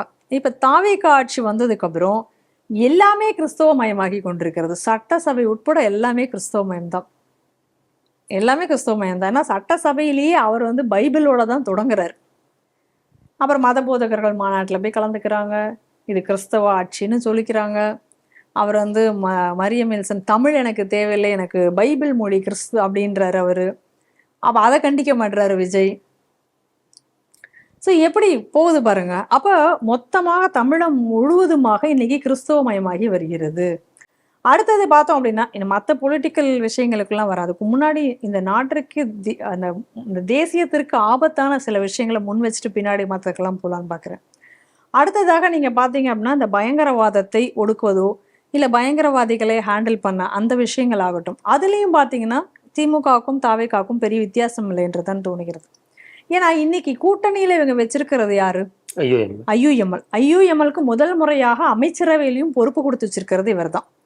அப்போ அவங்க என்ன பண்ணுறாங்க, வந்தே மாதரம் பாடலை நாங்கள் சுதந்திரத்திற்கு முன்பே தடுத்ததும் நாங்கள் தான், இப்பயும் இந்த வந்தே மாதரத்தை நாங்கள் எதிர்க்கிறோம் அப்படிங்கக்கூடிய ஒரு பிரிவினைவாதியை தான் தன்னுடைய கூட்டணியிலே வச்சிருக்கார், அமைச்சர் பதவி கொடுத்து வச்சிருக்கார். இது வரைக்கும் திமுக கூட செய்யாத ஒரு விஷயத்தை இவர் செஞ்சு வச்சிருக்கார்.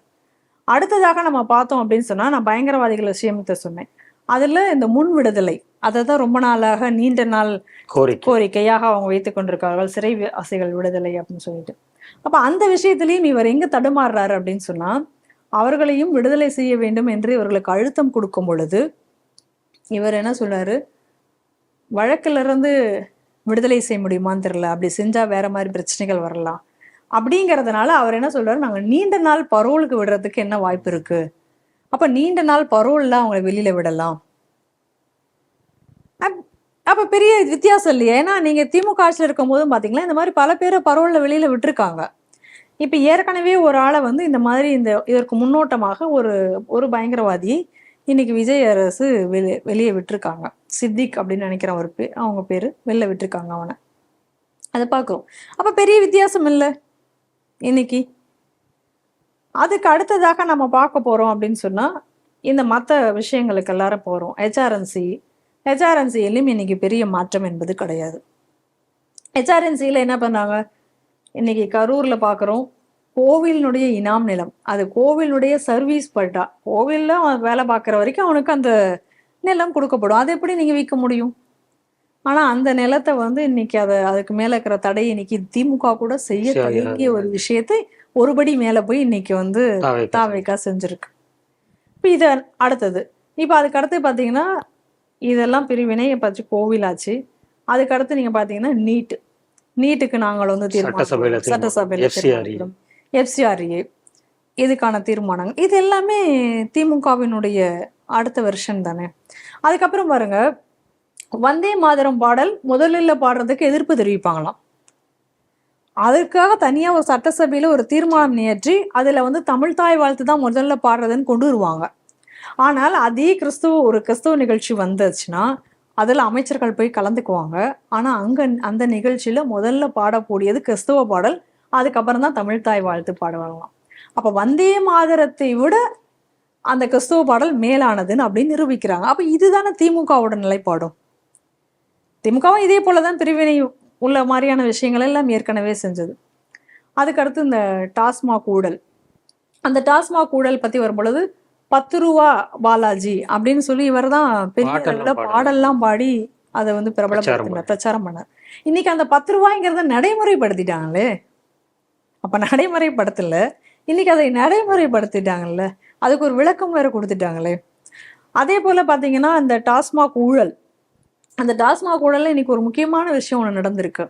என்னன்னா, டெல்லியில கெஜ்ரிவால் ஜெயிலுக்கு போகிறதுக்கு காரணமாக இருந்த ஒரு கம்பெனி சவுத் குரூப் அப்படிங்கிற ஒரு கம்பெனி, ராகவ் ரெட்டிங்கிறவர் அதில் அசோசியேட் ஆயிருக்கார். அந்த கம்பெனி தான் என்ன செஞ்சாங்க அப்படின்னு சொன்னா, அவர்களுக்கு சாதகமாக மதுபான கொள்கை எல்லாத்தையும் மாற்றி அமைச்சதாகவும் அதுக்காக பெருமளவு பணம் கைமாறப்பட்டது அப்படின்னு சொல்லிட்டு அரவிந்த் கெஜ்ரிவால் வந்து ஜெயிலுக்கெல்லாம் போனதை நம்ம பார்க்குறோம். ஆட்சியும் இழந்தார். அந்த கம்பெனி அதிக அளவுல மதுபானத்துல வந்து செயற்கை, அதாவது கெமிக்கல்ஸ் எல்லாம் கலக்குறாங்க அப்படிங்கிற குற்றச்சாட்டு அந்த இதுல இருந்தது. இன்னைக்கு அந்த கம்பெனியோட 16 மணி நேரத்துல அவங்களுடைய அந்த அதுக்காக தடை விதித்திருந்த அந்த தடையை நீக்கி இன்னைக்கு இந்த கவர்மெண்ட் வந்து அவங்களுக்கு ஆர்டர் கொடுத்துருக்குன்னு பாக்குறோம். அப்ப அங்கேயும் சரிக்கியாச்சு. அப்ப இது ஊழல் இல்லாத ஆட்சின்னு இப்ப எங்க நீங்க சொல்ல முடியுமா? அந்த மாதிரியான ஒரு பிரச்சனையும் வந்திருக்கு. அவங்க திராவிட மாடல்னா இவங்க வந்து ஒரு ரீல்ஸ் மாடல்னு வேணா வச்சுக்கலாம். எங்க போனாலும் ஒரு ரீல்ஸ் போடுறது, கீர்த்தனாவோட ரீல்ஸ் அதெல்லாம் பார்த்தோம். அதே போல இந்த கருத்து சுதந்திரத்துல பார்த்தீங்கன்னா யாரெல்லாம் இந்த ஆட்சியை எதிர்த்து விமர்சித்தாங்களோ அவர்களை உடனடியாக ஸ்டாலின் அரசு வந்து கைது பண்ணதை நம்ம பார்க்குறோம். இன்னைக்கு இந்த விஜய் அரசுலையும் கூட இவங்களை எதிர்த்து யாராச்சும் பேசுறவங்கள கைது செய்யறதை நம்ம பார்க்குறோம். குறிப்பா உதயநிதி கைது. ஆனா உதயநிதி கைது செய்யப்பட வேண்டியவருங்கிறது வேற விஷயம். ஆனா அதே உதயநிதி சனாதனத்தை ஒழிப்போம் அப்படிங்கிறதா எங்களுடைய கொள்கைன்னு சட்டசபையில பேசும் பொழுது அதற்கு எதிர்ப்பு தெரிவிக்கல, அதற்கு கைது செய்யப்படவில்லை. ஆனா ஏற்கனவே இதற்காக அவர் மேல வழக்கெல்லாம் இருக்கு. அப்படி இருந்தும் அதை வந்து அவர் எதுவும் சொல்லலை. ஆனால் இவர்களுக்கு வேண்டிய குடும்பத்தை பத்தி பேசினார் அப்படிங்கிறனால உடனே கைது செய்தார். அது ஒரு அரசியல் இதுதானே, காழ்ப்புணர்ச்சி தானே. அப்ப இந்துக்கள் விஷயத்துல இன்னைக்கு எந்த அளவுக்கு திமுக அரசு இருந்ததோ அதை விட கூர்ப்படி மேலாக தவக அரசு கண்டுகொள்ளாமல் தான் இருக்கிறது என்பதை பார்க்கிறோம்.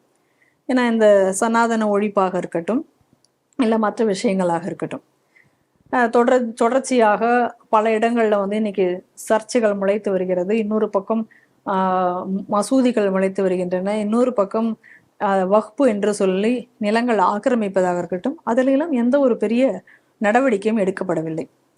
அதுக்கப்புறம் மின்சார வாரியம் இன்னைக்கு கரண்ட் பில்லுனாலே ஷாக் அடிக்கிற லெவலில் தான் இருக்கு. அதில் இலவசம்லாம் தரப்போகிறோம் அப்படின்னு சொன்னாங்க. ஆனால் கடைசியாக பார்த்தா எல்லாருமே சொல்கிறாங்க திடீர்னு அதிகமாக பில் வருது அப்படிங்கிற கம்ப்ளைண்ட் தொடர்ந்து வந்துட்டு இருக்கு. அதுக்கு இது வரைக்கும் சரியான ஒரு பதில் இல்லை. ஹார்ட் டிஸ்க் காண போச்சு, அதுக்கான விசாரணை என்ன ஆச்சு, அது என்ன எங்க போச்சுன்னே தெரியல. இதெல்லாம் வச்சு பாருங்க. அப்புறம் ஏற்கனவே போதையை பத்தி நம்ம பேசணும். போன ஆட்சியில போதையை பத்தி கம்ப்ளைண்ட் கொடுத்தா என்ன நடந்ததோ அதே தான் இந்த ஆட்சியிலும் இருக்கிறது. சிறை மரணம், லாக்அப் டெத்து, அதுலயும் மாற்றம் இல்லை. அதே போல அந்த போலீஸ் அதிகாரம், அதுலயும் எந்த பெரிய மாற்றமும் கிடையாது. சட்டம் ஒழுங்கு எகைன் தங்களுக்கு வேண்டப்பட்டவங்களுக்கு நியமனம், சட்டம் ஒழுங்கு அதே போல மோசமாகத்தான் நிலவுகிறது. இதுல பெரிய மாற்றம் எந்த இதுலயும் வரல. அப்படிங்கும் பொழுது இது எல்லாத்தையும் வைத்து நம்ம பார்க்கும் பொழுது இன்றைக்கு இந்த அரசு எப்படி இருக்கு அப்படின்னு சொன்னா, எப்படி திமுக அரசு இருந்ததோ அதை விட ஒருபடி மேலாக மோசமாக இன்னைக்கு இந்த தாவேகா அரசு என்பது இருக்கிறது. இன்னும் நிறைய சொல்லலாம், இதை சொல்லிட்டே போகலாம், அந்த அளவுக்கு இருக்கு. ஏன்னா இந்த இவங்களுடைய IUML அமைச்சராக இருக்கக்கூடிய ஷாஜஹான் இலங்கையில் உள்ளவர்களை போய் சந்திக்கக்கூடிய நபர்கள், அது குறித்து சந்தேகம் எழுப்பப்பட்டு அவர் மேல விசாரணை வரும் அப்படின்றலாம் கூட செய்திகள் வந்தது. ஆனா இது வரைக்கும் அது என்னாச்சு அப்படின்னு தெரியல. அதே போல சிறுபான்மை கமிஷனுக்கு போடக்கூடிய ஆட்கள் எல்லாம் பாருங்க, அவன் அந்த அரசு ஜோ அருண் போட்டுச்சுன்னா அந்த ஜோ அருண் யாரு, பாடத்திட்டங்கள்லயே நான் மாத்தினேன்னு வெளிப்படையாகவே சொன்ன கிறிஸ்தவ கருத்துக்களை பொறுத்தினேன்னு சொன்னவர். இப்போ வந்து ஃபெலிக்ஸ் ஜெரால்டை இவங்க போட்டிருக்காங்க சிறுபான்மை பிரிவுக்கு. இப்ப கிறிஸ்தவமயமாக்குதல எங்கேயுமே நிறுத்தல. அதே போல பாடத்திட்டம் கழகத்துக்கு வந்து பாத்தீங்கன்னா லியோனி அவங்க போட்டிருந்தாங்க, லயோலமணி. ஸோ பெரிய மாற்றம் எதுவுமே கிடையாது. இந்த மாதிரியான ஒரு போக்கு தான் இன்னைக்கு தாவேக அரசு இருக்கிறது. ஆனாலும் கூட சிலர் வந்து சில மாற்றங்களும் அதில் இருக்கிறது அப்படின்னு சொல்றாங்க. அது எந்த அளவுக்கு தெரியல, அது போக போகத்தான் தெரியும். அதாவது பழைய கடந்த ஆட்சியில வந்து பார்ட்டி ஃபண்ட் அப்படின்னு ஒன்று இருந்தது, அதன் மூலமாக டெண்டருக்கோ அல்ல எதுக்காக இருந்தாலும் அந்த பார்ட்டி ஃபண்டுங்கிற ஒரு பிரச்சனை இருந்தது அப்படின்னு சொன்னாங்க. ஆனால் இப்போ வந்து இந்த ஆட்சியில் வந்து அந்த பார்ட்டி ஃபண்ட் அப்படிங்கிறது ஒன்று கிடையாது, அது ஒழிக்கப்பட்டிருக்கிறது. அதனால ஊழல் என்பது குறைஞ்சிருக்கு நிறைய இடத்துல அப்படிங்கக்கூடிய ஒரு செய்தியும் நமக்கு வருது. ஆனால் அதை முழுமையாக அது என்ன அப்படின்னு நம்ம போக போகத்தான் தெரியும். ஏன்னா நம்ம மாற்றங்கள், நல்ல மாற்றங்கள் வரும்போது நம்ம அதை வரவேற்போம், நம்மளுடைய இது அதுதான். அதனால இந்த ஒரு மாதிரியான மாற்றத்தை என்பது நம்ம வரவேற்கணும். ஸோ ஊழல் இல்லாத ஒரு ஆட்சியாக இருந்தால் நம் தாவேக ஆட்சி நிச்சயமாக அந்த ஆஸ்பெக்ட்ல நம்ம வரவேற்போம். ஆனால் பெரும்பாலான விஷயங்கள் என்பது பெரிய அளவுல திமுகவிற்கும் இவர்களுக்கும் வித்தியாசம் என்பதில்லை. அந்த தமிழகத்தினுடைய வேதனை என்பது தொடர்கிறது என்பதுதான் நம்மளுடைய கருத்தாக இருக்கு. ECR கிழக்கு கடற்கரை சாலை அதை எக்ஸ்டென்ஷன் அந்த ப்ராசஸ் போயிட்டு இருக்கு. அதில் செங்கல்பட்டு மாவட்டம் லத்தூர் ஒன்றியம் வேப்பஞ்சேரி கிராமத்தில் ஆல்ரெடி 15க்கும் மேற்பட்ட கோவில்களை எடுத்துட்டாங்க இந்த சாலை எக்ஸ்டென்ஷனுக்காக. அங்கே ஒரு தர்கா இருக்கு. இப்போ அந்த தர்காவை எடுக்கிறதுக்கு அரசு இழப்பீடு பணமும் கொடுத்துருச்சு. ஆனாலும் அந்த தர்காவை எடுக்க முடியல. ஏன்னு பார்த்தா மக்கள் போராட்டம், எங்களுக்கு மாற்று இடம் வேணும் அப்படின்னு கேட்டு அந்த மக்கள் போராட்டம் பண்றாங்க. இந்த செய்தி எப்படி பார்க்குறீங்க? இதில் என்ன ஒரு விஷயம் அப்படின்னு சொல்லி நம்ம பார்த்தோம் அப்படின்னு சொன்னா, இந்த தர்காக்கு எதிர்க்கவே இருந்தது விநாயகர் கோவில். இப்போ அந்த விநாயகர் கோயிலுக்கு ஒரு இழப்பீடு அமௌண்ட் கொடுத்துருக்காங்க. விநாயகர் கோயிலுக்கு இழப்பீடு அமௌண்ட் கொடுத்தோன்னா அதை இந்துக்கள் வாங்கி கொண்டு அந்த விட்டு கொடுத்துட்டார்கள் அந்த இடத்தை. அந்த கோவில் இடிக்கப்பட்டு விட்டது. நீங்க சொன்ன மாதிரி ஏற்கனவே 15க்கும் மேற்பட்ட கோயில், 22 கோயிலோ ஏதோ சொன்னாங்க, அது இடிச்சிருக்காங்க. அது எல்லாருக்கும் இழப்பீடு கொடுத்துருக்கார்கள், எந்த பிரச்சனையும் இல்லை, நல்லா பார்க்கணும். ஆனால் இங்க ஒரு தர்கா மாதிரியான ஒரு அது முழுமையான ஒரு தர்காவாக இல்லை அப்படின்னு சொல்லி லோக்கல்ல அதை போய் பார்த்தவர்கள் நம்ம கிட்ட சொல்றாங்க.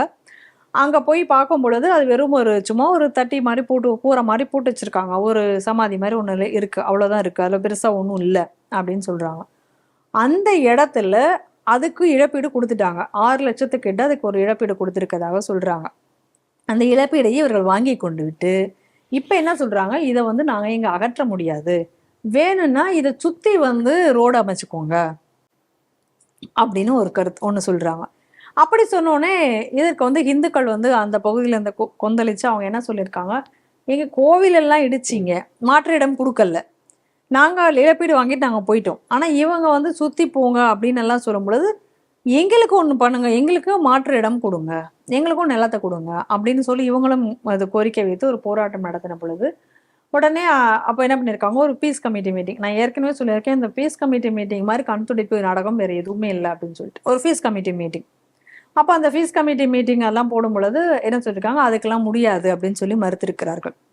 ஆனாலும் இவங்க என்ன கோரிக்கை வைக்கிறாங்க அந்த தர்காக்காரங்க அப்படின்னு பார்த்தீங்க அப்படின்னா, இந்த இடத்தை விட்டு கொடுப்பதற்கு அவர்களுக்கு வேற ஒரு இடம் வேணும். அந்த லேண்ட் வந்து எப்படி இருக்கணும்னா ஊருக்குள்ள இருக்கக்கூடாது. கோரிக்கையை நல்லா நீங்க உற்று நோக்கணும். மெயின் ரோட்லயே எங்களுக்கு ஒரு இடம் வேண்டும், நாங்க மெயின் ரோட்ல தான் அந்த தர்காவை நாங்க வைப்போம் அப்படின்னு சொல்லி கோரிக்கை வைத்து வருகிறார்கள். அதற்கு இது வரைக்கும் நிர்வாகம் செவிசாய்க்கவில்லை அப்படின்னு சொல்றாங்க. அதனால இப்ப அந்த இடத்துல அந்த சாலை பணி என்பது தடைபட்டு நிக்குது. அப்ப நல்ல நம்ம ஒரு விஷயத்த பார்க்கணும். இப்ப தர்கா அவங்களுக்கு வேண்டும், அந்த தர்காவே இருக்கணும் அப்படிங்கிறது அவங்களுடைய எண்ணமாக தெரியல. எனக்கு அந்த ஹைவேல ஒரு பிரைம் லொகேஷன்ல எனக்கு ஒரு இடம் வேணும் அப்படின்னா அது கிளீன் லேண்ட் ஜிகாத் தானே. நம்ம தொடர்ச்சியா நம்ம பார்த்துட்டு இருக்கோம் தமிழகத்துல எப்படிப்பட்ட எல்லைகள் எல்லாத்தையும் இவர்கள் வேண்டுமென்றே வந்து ஒரு இடத்த வந்து ஆக்கிரமிக்கிறதுங்கிற போக்குல எப்படி நடந்துட்டு இருக்காங்க அப்படின்னு சொல்லிட்டு. அது இப்போ வந்து ஹைவேஸ்ல வந்து ஏற்கனவே நாம் பார்த்துருக்கோம், ஹைவேஸ்ல வந்து தொடர்ச்சியாக மசூதிகள் அமைப்பதற்கான விளம்பரங்கள் எல்லாம் வந்தன. அதாவது NH-47 இதுல எல்லாம் விளம்பரங்கள் வந்தன. திருச்சி தேசிய நெடுஞ்சாலை இதுல எல்லாம் வேண்டும் அப்படின்னு வந்தது. வெளிநாட்டு நபர், வெளிநாட்டு நபர் சிங்கப்பூர்ல இருந்து அதுக்கான ஆடு வந்தது. அந்த ஆடு பிரகாரம் இப்ப போய் அந்த தேசிய நெடுஞ்சாலை முழுக்க நீங்க போய் பாத்தீங்கன்னா நிறைய மசூதிகள் அது போல இருக்கும். இந்த ஃபண்ட்ல வந்து மெயின் ரோடு, ஜங்ஷன் இதுல எல்லாம் இருக்கும். அந்த மாதிரி பைபாஸ் ரோட்ல வந்து உங்களுக்கு மசூதி இருக்கும்போது அது பக்கத்துல பாத்தீங்கன்னா ஊரே இருக்காது. அப்ப எந்த ஒரு துலுக்கணமே இல்லாத ஒரு இடத்துக்கு எதுக்கு நீங்க மசூதி அங்க கட்டணும்? கேள்வி வருது இல்ல. இப்போ இந்த ஒரு ஏரியா, குறிப்பிட்ட ஏரியா இருக்கு, அதுல வந்து நிறைய பேர் பாப்புலேஷன் இருக்காங்க அப்படின்னா அவர்கள் வந்து தொழுகிறதுக்கோ அவர்களுக்கு ஒரு பயன்பாட்டுக்கு வேண்டும் அப்படின்னா ஒரு நியாயமான கோரிக்கை நீங்க அங்க கட்டலாம். ஆனா எந்த யாருமே இல்லாத ஒரு ரோட்ல எதுக்கு இப்ப நீங்க வந்து இந்த மாதிரி அட்வர்டைஸ்மெண்ட் போட்டு நீங்க வந்து இந்த மாதிரியான மசூதிகளை கட்ட வேண்டிய அவசியம் என்ன அப்படிங்கிற கேள்வி வருதுல. அது இன்னும் சொல்லி நீங்க என்ன பாத்தீங்க அப்படின்னா, இந்த ராமநாதபுரம் இங்க எல்லாம் போகும் பொழுது அந்த தேசிய நெடுஞ்சாலையில முழுக்க பாத்தீங்கன்னா கட்டப்பட்டிருக்கக்கூடிய மசூதிகள் எல்லாம் மேல பாத்தீங்கன்னா ஒரு சென்சார் மாதிரியான ஒரு லைட்டுகள்லாம் கூட பொருத்தியிருந்தார்கள். அந்த மினார்ல பாத்தீங்கன்னா பெரிய ஹைட்டா கட்டியிருப்பாங்க. அந்த அளவுக்கெல்லாம் இருந்ததை நம்ம பார்த்துருக்கோம். ஏற்கனவே இதெல்லாம் நம்ம ஜிகாதி ஆவணப்படத்துல நம்ம வந்து வச்சிருந்திருக்கோம். அப்ப இன்னைக்கு இந்த மாதிரியான ஒரு ஈஸ்ட் கோஸ்ட் ரோடுல இப்படி ஒரு ரோடு எக்ஸ்டென்ஷனுக்காக இப்படி வரும் பொழுது இப்பவே அந்த பிரைம் லொகேஷனை நம்ம பிடிச்சி வச்சிடணும் அப்படிங்கிறத தவிர இதுல வேற எந்த நோக்கம் இருக்கிறதாக எனக்கு தெரியல. காரணம் நீங்க யோசிச்சு பாருங்க, உங்களுக்கு இடம் கொடுத்தாச்சு, யாருக்குமே வேற இடம் கொடுக்கல. கோவில் இருந்திருக்கு, இடம் எல்லாம் கொடுக்கல, அது இழப்பீடு அமௌண்ட் தான் கொடுத்துருக்காங்க, அவங்க வாங்கிட்டு போயிட்டாங்க இந்துக்கள். அப்ப சட்டத்துக்கு உட்பட்டு இன்னைக்கு நாட்டினுடைய ஒரு தேவையை கருதி இன்னைக்கு நடந்து கொண்டிருப்பது யாருன்னு பாருங்க, இந்துக்கள். ஆனா அந்த எந்த சட்டத்துக்கும் நான் உடன்பட மாட்டேன்ற எப்பயும் போல அதே ஒரு கொள்கையை இப்ப இங்கேயும் அவர்கள் கடைபிடிச்சிட்டு இருக்காங்க அப்படிங்கிறத தான் நம்ம இந்த இடத்துல பார்க்கணும். இதுக்கு என்ன ஒரு கொடுமைனா, இந்த இடத்துல யாருமே துலுக்கணே இல்லையா. அந்த வேப்பஞ்சேரி கிராமத்துல துலுக்கனே கிடையாது. அப்புறம் எதுக்குடாங்க தர்கா அப்படின்றதுதான் இப்போ ஒரு கேள்விக்குறியாக இருக்கு. அப்ப இதுக்காக போராட வரவங்க யாரு அப்படின்னு பார்த்தா வெளியில இருந்து இதுக்காக போராட வர்றாங்க. அதுக்கு வந்து தர்கா முன்னேற்ற கழகம்னு ஏதோ ஒரு அமைப்பு மாதிரி ஏதோ வச்சிருக்காங்க அப்படின்னு சொல்றாங்க அந்த உள்ளூர்ல இருக்கிறவங்க. அதுக்கு வந்து எண்ணூர்ல இருந்து வராங்க, அந்த அங்க இருந்து வராங்க, நெல்லூர் ஆந்திரால இருக்கிற நெல்லூர்ல இருந்து இங்க வர்றாங்க, சென்னையில இந்த மாதிரி வெளியில இருக்கிறவங்க தான் இங்க வந்து வர்றாங்க, போராடுறதுக்கு வர்றாங்க. இங்க அதே போல திருக்கழுக்குன்றகத்துல இருந்து இருக்கக்கூடிய ஒரு வக்கீல் சலீம்னு ஒருத்தர் இருக்காரு, அவர் தான் வந்து இங்க வந்து அதுக்கான அட்வொகேட்டாக இருக்காரு அப்படிங்கிற மாதிரியும் சொல்றாங்க. அவர் தான் வந்து இதுக்கு வந்து மிகப்பெரிய அளவுல போராட்டம் நடத்துறாரு, இதை இந்த மாதிரி எல்லாம் பேசிட்டு இருக்காங்க அப்படின்றதையும் அவர்கள் அங்க இருக்கிறவங்க சொல்றாங்க. அப்படின்னு சொன்னா இந்த தர்கா முக்கியம் இல்லை. நல்லா பாருங்க, இங்க யாருமே கிடையாது. இங்க யாராவது ஒரு 10 பேர் இருந்தாங்கன்னா கூட அவங்க இவ்வளவு நாள் தொழுதுட்டு இருந்தாங்க, இவ்வளவு நாள் நடிச்சுட்டு போறான் சென்டிமெண்ட், அப்படி எதுவுமே கிடையாது. எதுவுமே இல்லாத ஒரு விஷயத்துக்கு இவர்கள் வந்து எனக்கு இந்த இடம் தான் வேணும் அப்படின்றாங்கன்னா இது லேண்ட் ஜகாத் இல்லாம வேற என்ன? இதைதான் நம்ம சொல்றோம். இந்த பேட்டர்ன் மட்டும் பாருங்க, இந்த பேட்டர்னை உற்று நோக்கி பாருங்க. அதாவது திரும்ப திரும்ப நம்ம வந்து நம்மளுடைய நேயர்களுக்கு நம்ம அறிவுறுத்துறதே அதுதான். அப்ப இன்னி வரைக்கும் அந்த பிரச்சனை என்பது இங்கே தொடர்ந்து கொண்டிருக்கிறது. இதற்காக அந்த பகுதியில் உள்ள இந்து முன்னணி நிர்வாகி கோட்ட செயலாளர், அவர் பேரு ராஜா அப்படின்னு நினைக்கிறேன், எனக்கு சரியா அவர் பேர் நினைவில் இல்லை, அவர் தான் இதற்கான ஒரு மிகப்பெரிய ஒரு போராட்டத்தை முன்னெடுத்து அங்க இருக்கிறவங்களை இந்துக்களை எல்லாம் ஒருங்கிணைத்து இந்த விஷயம் நடக்க விடாமல் தடுத்து கொண்டதற்காக அவர் போராடி கொண்டிருக்கிறார். அவருக்கு அந்த பகுதியில் உள்ள இந்துக்கள் மட்டும் இல்லாமல் எல்லா பகுதியில் உள்ள இந்துக்களும் அவருக்கு வந்து நம்மளுடைய உதவி என்பதை நம்ம கொடுக்க வேண்டும், நம்மளுடைய குரலை என்பது கொடுக்க வேண்டும். ஏன்னா இதெல்லாம் திரும்ப திரும்ப ஒரு சொல்றேன், நம்ம ஏரியால வராத வரைக்கும் நாம சேஃப் அப்படின்னு நினைச்சிட்டு இருக்கோம். நமக்கே வரப்போகுதா, நம்ம நல்லா தானே இருக்கோம், இங்க போய் என்ன பிரச்சனை வரப்போகுது நம்ம நினைக்கிறோம். அது கிடையாது. என்று வேணுமானாலும் நமக்கு அந்த பிரச்சனை, இதே பிரச்சனை வரும், இதே பேட்டர்ன்ல இதே ஊர்ல தான் வரும். அது அப்பதான் நம்ம அன்னைக்கு நம்ம ஐயோ அம்மா அப்படின்னு பயந்து பிரயோஜனம் இல்லை. அததான் கோபால்ஜி அடிக்கடி சொல்வாரு. அதனாலதான் திரும்ப திரும்ப நாம இதே விஷயத்த சொல்றோம். இந்த மாதிரியான பேட்டர்ன், இந்த மாதிரியான ஆக்கிரமிப்பு எதற்காக இந்த மாதிரி செய்கிறார்கள், இது எல்லாத்தையும் நம்ம அடிக்கடி நம்ம ஸ்ரீ டிவில இது எல்லாத்தையும் நம்ம சொல்லிக்கொண்டே தான் இருக்கிறோம். இந்துக்கள் விழிப்படைய வேண்டும் என்பத காரணத்துக்காகத்தான் நம்ம மேலும் மேலும் இதை சொல்லிக் கொண்டிருக்கிறோம். அதனால நம்ம அனைவரும் அவருக்கு வந்து உறுதுணையாக இருக்க வேண்டும். இந்த விஷயத்துல நிச்சயமாக அவர்களுக்கு நிலம் வழங்குவதற்கு அரசு முன் வரக்கூடாது என்பதே நம் கோரிக்கையாக இருக்கிறது. அப்படி அவர்களுக்கு அரசு நிலம் வழங்க முன்வருமே ஆனால் இத்தனை கோவில்களுக்கும் அரசு நில மாற்றிடம் என்பதை கண்டிப்பாக நிச்சயமாக வழங்க வேண்டும் என்பதுதான் நம்மளுடைய இதாக இருக்குது. வெளியிலிருந்து வந்து எதற்காக இந்த இடத்துல வந்து இவர்கள் இந்த போராட்டத்தை தொடர வேண்டும், இந்த தர்கா முன்னேற்ற கழகம் அப்படிங்கக்கூடிய அமைப்பு என்ன பின்னணி அவர்களுக்கு இருக்கிறது என்பதையும் ஆராய வேண்டும். ஆராய்ந்து அவர்கள் மீது நடவடிக்கை எடுக்க வேண்டும் என்பதே நம் கோரிக்கையாக இருக்கிறது. நிறைவு செய்தியாக, டொனால்ட் ட்ரம்ப் அமெரிக்க அதிபர் வந்து சேவ் அமெரிக்கா ஆக்ட் அப்படின்னு சொல்லிட்டு ஒன்று கொண்டு வர போறதா தகவல்கள் வெளியாயிட்டு இருக்குது. இந்த சேவ் அப்படிங்கிறது சேவ் அமெரிக்கன் ஓட்டர் எலிஜிபிலிட்டி, அதாவது இந்தியாவை பொறுத்த வரைக்கும் சுமார் 64 கோடி மக்கள் வந்து வாக்களிச்சிருக்காங்க. அதுக்கான ப்ரூஃப் இருக்கு. நமக்கு வந்து ஒரு லிஸ்ட் ஆஃப் ஐட்டம்ஸ் கொடுத்துருக்காங்க வித் ஃபோட்டோகிராஃபோட நம்ம போயிட்டு நம்ம ஐடென்டிட்டியை காட்டி நம்ம ஓட் போடுறோம். ஆனால் அமெரிக்காவில் அந்த சிஸ்டம் கிடையாது. ஒவ்வொரு மாகாணத்திலையும் ஒவ்வொரு மாதிரியான வழிமுறைகளை அவங்க பின்பற்றுறாங்க. இது எந்த மாதிரியானது அப்படின்னு கேட்டு இந்திய தலைமை அதிகாரி ஒருவர் கேட்டதாகவும், அதுக்கு பிறகுதான் இப்படி அமெரிக்காவில் ஒரு திட்டத்தை கொண்டு வரணும்னு ட்ரம்ப்புக்கு தோணுனதாகவும் அவரே மெசேஜ் பண்ணியிருக்காரு. இந்த செய்தி எப்படி மேடம் பார்க்குறீங்க? இதெல்லாம் நம்ம நல்லா பார்க்கணும். இந்த தேர்தல் முறை இன்னைக்கு வந்து இந்த தேர்தல் முறையே வந்து சரி கிடையாது. இதை வந்து முற்றிலுமாக ஒழிக்க வேண்டும். பழைய காலத்துல வர மாதிரி பேலட்ல தான் போடணும். இந்த அது ரெண்டாவது இந்த போட்டோ மெத்தட் எல்லாம் இது எல்லாரும் ரொம்ப எதிர்த்தாங்க. அப்ப இப்ப நம்ம எஸ்ஐஆர் கொண்டு வந்தோம், இந்த எஸ்ஐஆர் எதிர்த்தார்கள். இது எல்லாமே எதற்காக இந்த எக்ஸசைஸ் எல்லாம் பண்ணப்பட்டது அப்படின்னா மொத்தமா எல்லாரோட ஐடென்டிட்டியோட இருக்கணும். ஏன்னா முக்கியமாக அதில் கொண்டு வரப்பட்டது என்ன அப்படின்னு சொன்னால் ஆதார், அதுக்கான என்னென்ன ஆவணங்கள் இருக்கோ அந்த ஆவணங்களும் இதுவும் மேட்ச் ஆகும்.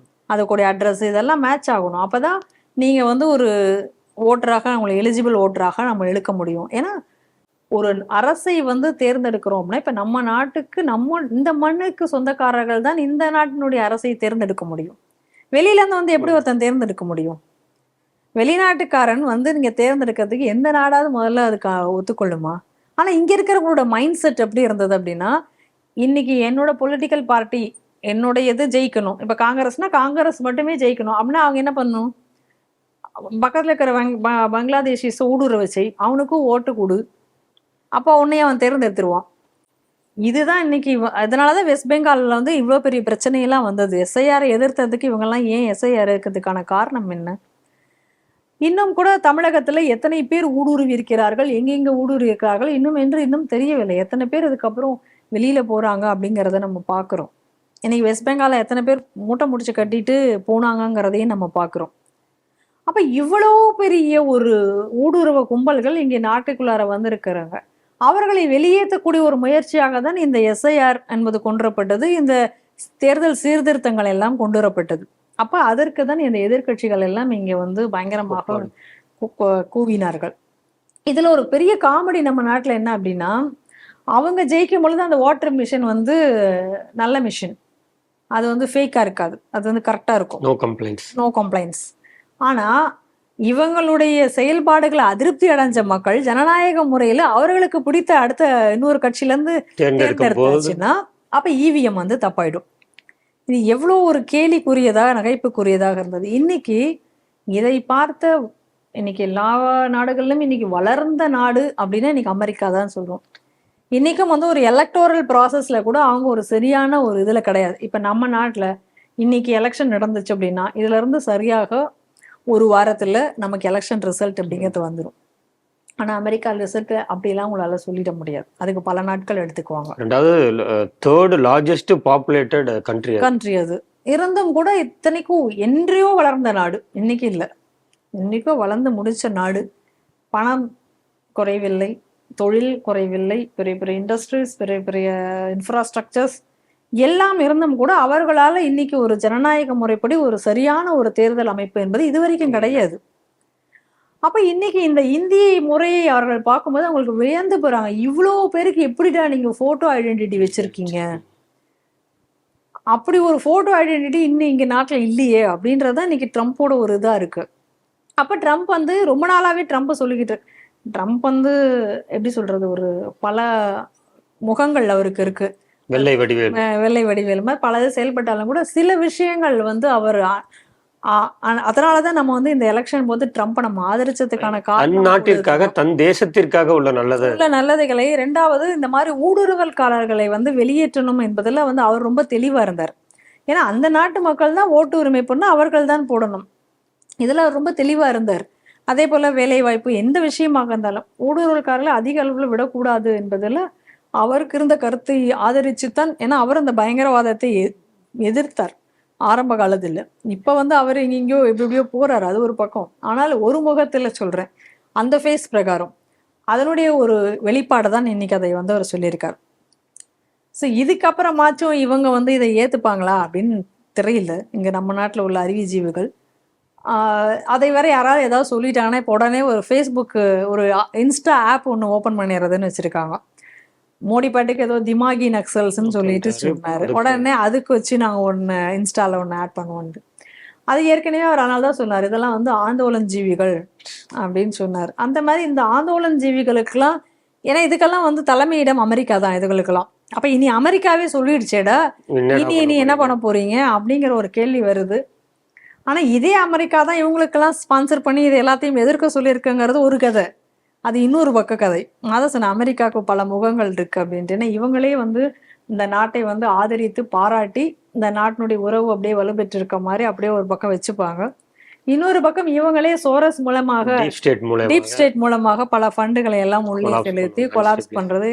உதாரணம் சிஜேபி பார்த்தோம். ஸோ இது இருக்கவே இருக்கார். எல்லாத்துக்கும் உதாரணமாக ராகுல். இப்போ இன்னைக்கு இந்த ராகுல் இப்போ என்ன சொல்லுவாருன்னு தெரியல. மேபி இதுக்கு என்ன சொல்லுவாங்க அப்படின்னு சொன்னா, மோடியே வந்து ட்ரம்ப்புக்கு வந்து ஒரு ஃபோன் பண்ணி கெஞ்சிருக்காரு, நீங்க இப்படி பேசுங்க, நீங்க இப்படி பேசி இந்த எலக்டோரல் ப்ராசஸுக்கு வந்து ஒரு அட்வர்டைஸ்மெண்ட் கொடுங்க அப்படின்னு சொல்லியிருப்பாருன்னு இந்த ஆந்தோலன் ஜீவிகள் திரும்ப அது எல்லாத்தையும் சொல்லி. ஏன்னா இவங்களாம் மிகப்பெரிய அறிவாளிகள் இல்லையா, அதனால திரும்ப அதையே சொல்லுவாங்க. அதற்கும் கூட வாய்ப்பு இருக்கிறது. ஆனால் இந்த நாட்டில் இன்னைக்கு இன்னும் கூட இது முழுமையாக நிறைவடையவில்லை. இந்த எஸ்ஐஆர் பணி என்பது எல்லா இடத்துலையும் முழுமையாக நிகழ்ந்திருக்கா அப்படின்னா இல்லை. தமிழகத்திலலாம் நிச்சயமாக அது முழுமையாக நிறைவேறவில்லை என்றுதான் நான் சொல்வேன். ஏன்னா அந்த எஸ்ஐஆர் பணி நடைபெற்ற பொழுது திமுக ஆட்சி இருந்தது நம்ம பார்க்கிறோம். பல இடங்கள்ல ராஜா ஓப்பனாகவே குற்றச்சாட்டு வச்சார் திரு ராஜா அவர்கள். மசூதியிலேயே வைத்து கரெக்ஷன் போட்டாங்க அப்படின்னு எல்லாம் சொல்றாங்க. அப்படி இருக்கும் பொழுது அது எப்படி முழுமையாக இருந்திருக்க முடியும்? அதனால இன்னும் அதுவே முழுமையாகவில்லை. இருப்பினும் கூட இந்த அளவுக்கு வந்து ஒரு தேர்தல் ஆணையம் இன்னைக்கு இவ்வளோ ஒரு பெரிய ஒரு பணியை செய்திருக்கிறது அப்படிங்கும் பொழுது இதை நம்ம பாராட்டணும். எந்த அளவுக்கு நம்ம டெக்னாலஜியில் இன்னைக்கு நம்ம நாடு வளர்ந்திருக்கிறது என்பதை நாம் நிச்சயமாக பாராட்ட வேண்டிய ஒரு இது எல்லாம் வந்து ஒரு பாசிட்டிவ் கருத்துக்களை எல்லாம் கீழே இளைஞர்களிடம் செல்ல விடாமல் தடுத்து ஒரு ஒரு மனநிலையை உருவாக்குகிறார்கள். அந்த மனநிலை என்ன மாதிரியான மனநிலை இங்கு உருவாக்கப்படுகிறது அப்படின்னா, ஒரு இன்ஸ்டிடியூஷனையுமே அது வந்து கரப்டட் இன்ஸ்டிடியூஷன் அப்படின்னு சொல்லி அந்த இன்ஸ்டிடியூஷனே தேவை கிடையாது. நம்பிக்கையின்மை இலக்கு, அது மேல ஒரு நம்பிக்கையின்மை ஏற்பட செய்யுது. இப்ப பாருங்க, திரும்ப கூட அவருடைய ஒரு இந்த 125 தீர்மானத்துல ஒரு தீர்மானம் வந்து தேசிய தேர்வு முகமை என்பது இருக்கப்படாது, அந்தந்த ஏஜென்சி இருக்கணும் அப்படின்னு. ஏன் அந்தந்த ஏஜென்சி இருந்த பொழுது இங்க ஊழல் நடக்கலையா, பேப்பர் லீக் நடக்கலையா? அப்ப இத்தனை வருஷங்கள் எந்தெந்த ஆட்சியில எவ்வளவு பேப்பர் லீக் நடந்து எவ்வளவு பெரிய ஃப்ராடு நடந்துச்சு. அப்பெல்லாம் இவங்க என்ன பண்ணாங்க? ஒண்ணும் இல்லைங்க, டிஎன்பிஎஸ்சி எக்ஸாம் போன தடவை எப்படி நடந்துச்சு? அப்ப இதெல்லாம் திட்டமிட்டு வேண்டும் என்று இந்த நிறுவனங்களை அனைத்தையும் வந்து இவங்க என்ன பண்றாங்கன்னா டீஸ்டெபிளைஸ் பண்ணா நாட்டையே வந்து டீஸ்டெபிளைஸ் பண்ணிட முடியும். இது மேல நம்பிக்கை இல்லாத ஒரு சூழ்நிலை கொண்டு வர வேண்டும் என்று. ஆனா அதற்கெல்லாம் இன்னைக்கு ஒரு பதிலடி போல இன்னைக்கு இந்த அமெரிக்கா சொல்லிட்டு இருக்கிறதை நாம் பார்க்க வேண்டும். அமெரிக்கா இந்த சிஸ்டத்தை எடுத்துக்கணும்னு ஆசைப்படுறாங்க. இந்தோனேஷியா இவிஎம் மிஷினை நாங்க வாங்க போறோம்னு சொல்றாங்க. ஆமா, இன்னைக்கு வெளிநாடெல்லாம் நம்மளோட விஷயங்களை அடாப்ட் பண்ணணும்னு நினைக்கிற நேரத்துல அதே வெளிநாடுகள்ல இருந்து வரக்கூடிய இந்த ஃபண்டு இது வந்து இந்தியாவை அழிக்கிறதுக்கு இன்னொரு பக்கம் ஒரு முயற்சியாக இப்ப அவங்க ஸ்டெபிளைஸ் ஆயிட்டு நம்மள டீஸ்டெபிளைஸ் பண்றதுக்கான ஒரு விஷயம் என்பது நடந்து கொண்டிருக்கிறது. அதனால இங்க உள்ள நம்ம தான் வந்து ஒரு தெளிவடைய வேண்டிய ஒரு நிலையில இன்னைக்கு இருக்கும். குறிப்பாக இங்க இருக்கக்கூடிய இளைஞர்கள் இதையெல்லாம் ஆராய்ந்து பார்க்க வேண்டும். சும்மா ஒருத்தன் வந்து சிஜேபி அப்படின்னு ஒன்று ஆரம்பிச்சு ஒன்று பேசினான்னா அவன் பின்னாடி எல்லாரும் போகக்கூடிய ஒரு வெட்டில் பூச்சிகளாக இன்னைக்கு மாறி இருக்கக்கூடிய சூழ்நிலை என்பது மாற வேண்டும். இப்ப பிரதமர் மோடி அவர்கள் வந்து இளைஞர்களுக்காக அவரே வந்து ஒரு செல்ஃபி வீடியோக்கள்லாம் போட்டு பேசக்கூடிய ஒரு மாற்றத்தை அவர் கொண்டு வந்திருக்கிறார். இந்த மாற்றம் என்பது நம்முடைய வரவேற்கக்கூடிய மாற்றம். இன்னும் இளைஞர்களிடம் இது போன்ற நல்ல விஷயங்கள் சென்று சேரும் பொழுது இந்த நிலை மாறும். இன்றைய 5 செய்திகள் குறித்து சிந்தித்து தனது கருத்துக்களை நம்மோடு பகிர்ந்து கொண்ட திருமதி பிரியா வெங்கடாத்திரி அவர்களுக்கு ஸ்ரீ டிவி நேயர்கள் சார்பாக நன்றிகளை தெரிவித்துக் கொள்கிறேன். நன்றி மேடம். நன்றி. ஜெய் ஹிந்த், ஜெய் ஸ்ரீராம், வந்தே மாதரம். வந்தே மாதரம்.